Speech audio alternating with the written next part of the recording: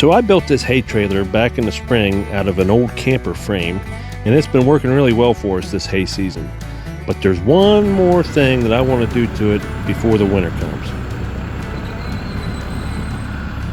All right, welcome back everybody. So today what I want to do, I've been wanting to do this for a while, and we've still got some good hot and sunny weather. I want to go ahead and get this hay trailer that I built. Made this out of an old camper frame back in the spring, and it's worked pretty good for us. We can fit about 30 bales on it, give or take, and that's good enough for our operation here. So what I want to do is I want to get these boards treated, and we're going to treat it with used motor oil. So my dad does this, and I've seen a lot of other people do this. They just use used motor oil, and what it does, it prevents your boards from rotting as fast. And I've even seen where people are using it on like their decks and porches.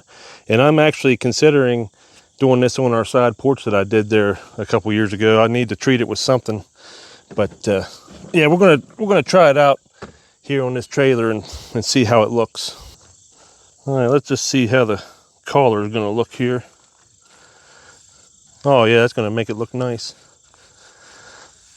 I saw one guy, he burned.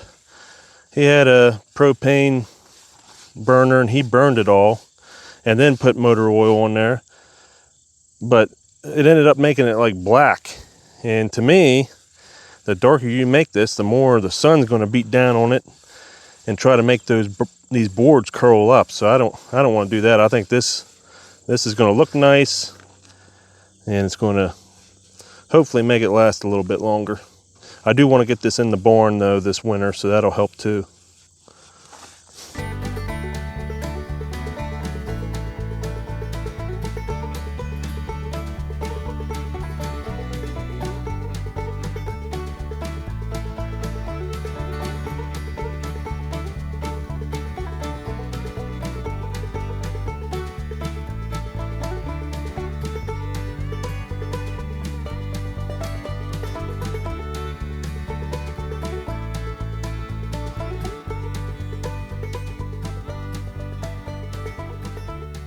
Okay, so there you have it. Now I will say this is a lot darker than what I thought it would be, so I'm not going to be putting this on the side porch, but for this trailer it's going to work just fine. And the way that this trailer soaked up the first coat, I'm going to let this sit here, bake in the sun and dry today, and then tomorrow I'll come and put another coat on. Okay, so now that that's done, that brings us to an issue I've been having with the MT473 here. Let me show you what's been going on with it. Okay, so an issue I've been having, and it even happened this morning whenever I went to start up the tractor, is it won't start.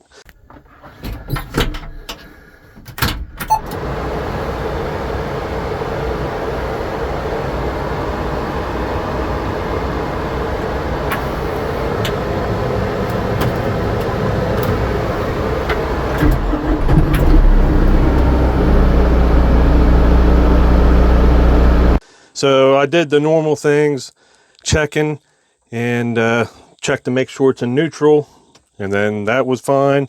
Check the parking brake, make sure it's engaged, that's fine. And there were no other lights on the dash. So the only other thing I could think of to try was to press my PTO button. And even though it wasn't showing up on the dash, I'd turn it on, turn it back off, and eventually, after doing that a couple times, it would start back up. And it's been doing that to me, not every time I go to start it up, but most of the time. So I don't want to get myself in a bind to where I'm sitting on the road and I can't start up the tractor. So I got a hold of my LS guys and then one of my dealers, and he ended up sending me a new PTO switch, and we're going to go ahead and install that today. Okay, so I think it's going to be pretty simple. You just got to pop these caps off. I'm trying just to be easy. There we go. Put them right here. There's 3 of them because I'm going to take this whole plate off right here.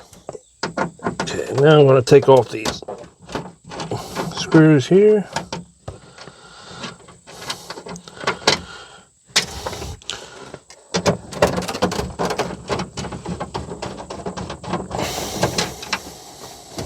taken this one out of the bag, and it looks like this button will just pull off. So I'm gonna, there, okay. There's the old button. There we go. Okay. There, that one came off. There we go. Okay. So now we can do that. I don't need to take it. I can take the whole thing off.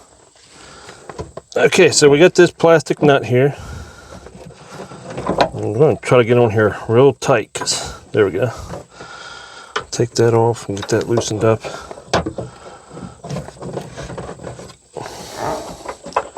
Okay, that's pretty simple. And then if I'm looking at this one, we need to unplug the cable, which looks like it goes back behind. So I might need to take this off too.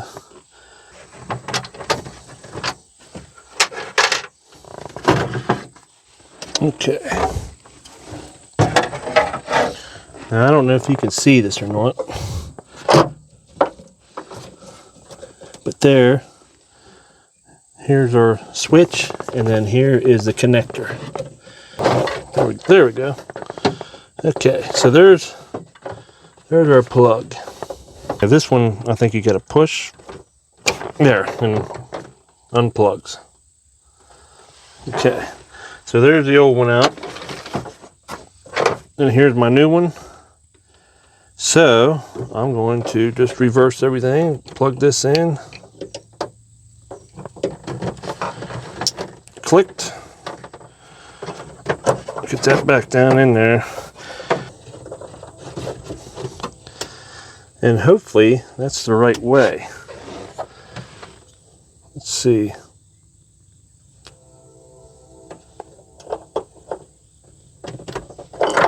Yeah, that's the right way, because that's in the off position with the big round end on this side, and when you push this button on, that's off, and then you turn it on that way.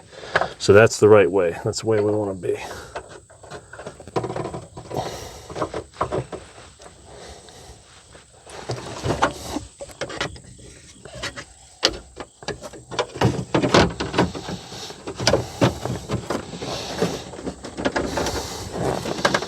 Make sure everything lines up good, and then push that down in. Looks good.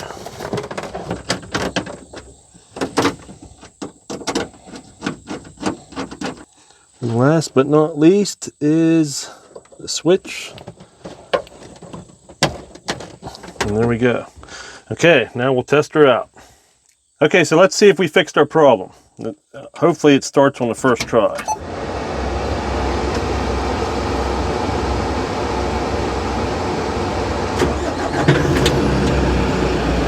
Okay, it worked that time. Let's try it again.